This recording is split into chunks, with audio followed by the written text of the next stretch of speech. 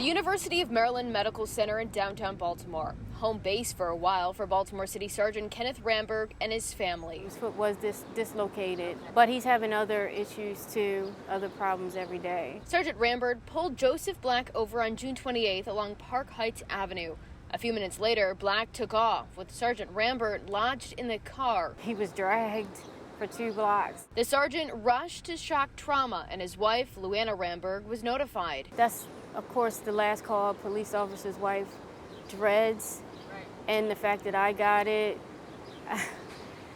And the whole ride down, I kept thinking, I just hope he's still alive. Now sitting across the street in a park not far from her husband's hospital bed with her sister-in-law, Cindy Queen, and a strong message for elected leaders about handling what comes next. It's election time.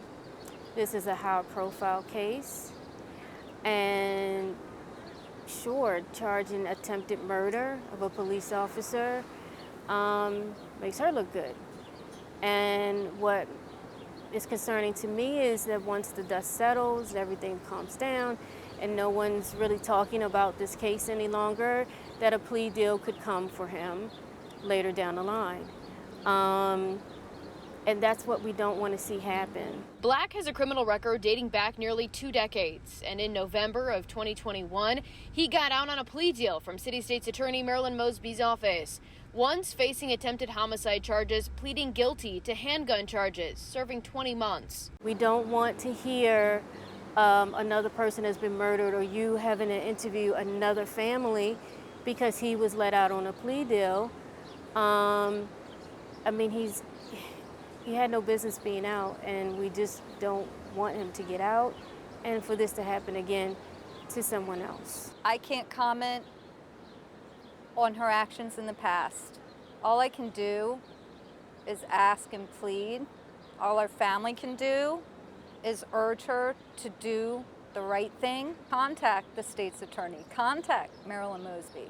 Let it be known that you support my brother.